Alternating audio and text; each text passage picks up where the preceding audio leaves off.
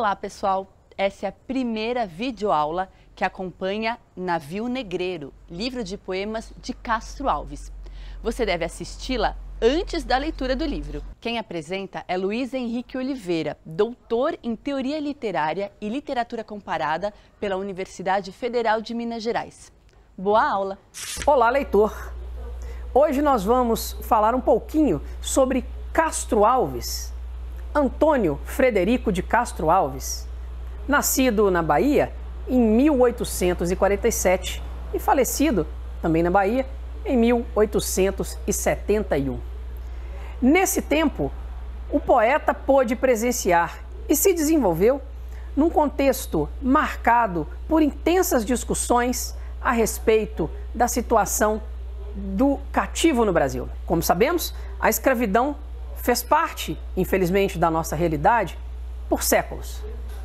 Castro Alves, de família abastada, sofreu internamente com o drama dos cativos brasileiros.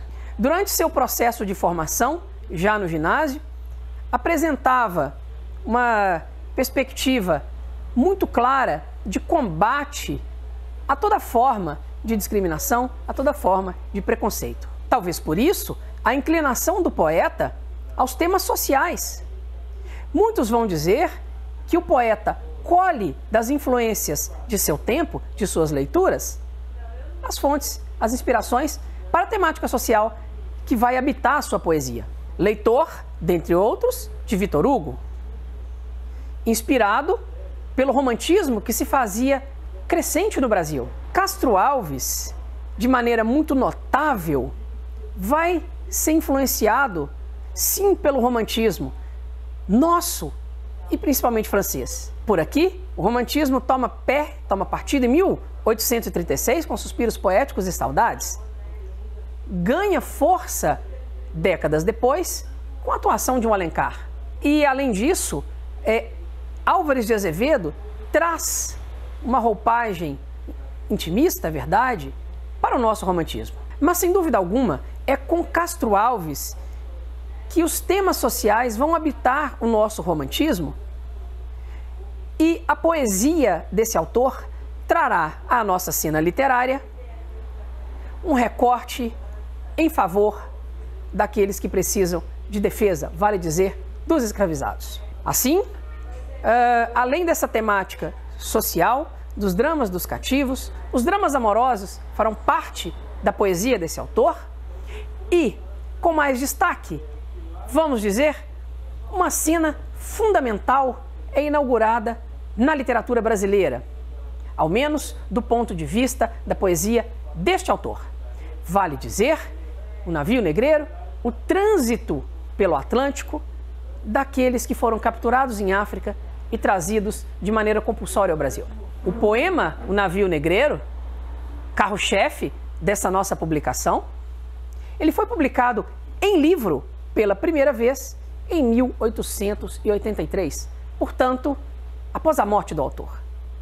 Em que pese o trânsito negreiro já ter sido tema em nossa literatura, já em 1859, com Úrsula, de Maria Firmina dos Reis, obra também publicada pela editora Antofágica, é necessário anotarmos que Úrsula teve uma circulação restrita ao contexto da nossa querida maranhense Maria Firmina dos Reis.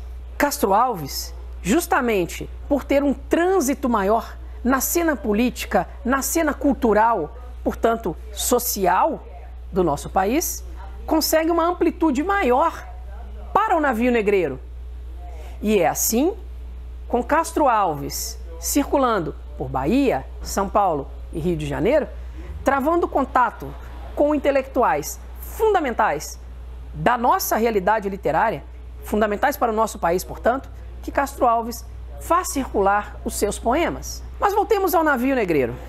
O que esperar de um poema, o que esperar, portanto, de hoje, um clássico, não é? Que retoma o trânsito atlântico de seres humanos capturados? Esperamos o convite ao leitor, o convite a você que nos acompanhará por essa viagem literária, histórica e, de alguma forma, transatlântica, encontrar nesse livro, as agruras desse trânsito, as agruras dos seres viventes, os dramas daqueles que deixam para trás suas histórias em pleno mar. Além disso, Castro Alves é ímpar em trazer para os seus versos estruturas formais típicas de uma espécie, salvaguardando limites e proporções, de um cancioneiro popular.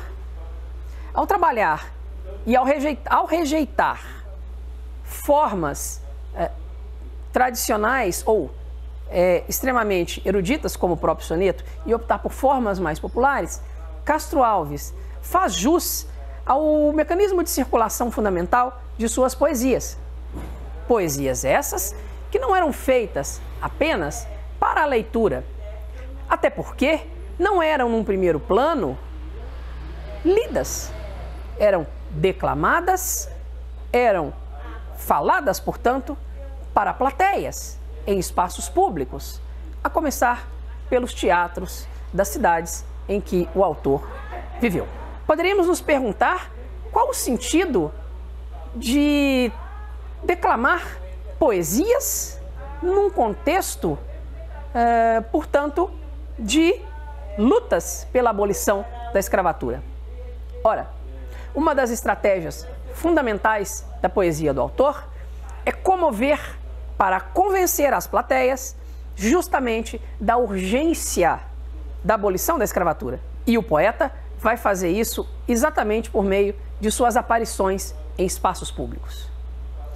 Dotado de um discurso grandiloquente, hiperbólico, carregado de figuras de lingua da escravidão, com uma espécie de messianismo cristão, via os textos de Alves nos salões, nos teatros, era daqueles que ouvem o poeta. Também é importante notar para a obra, a denúncia da escravidão é acompanhada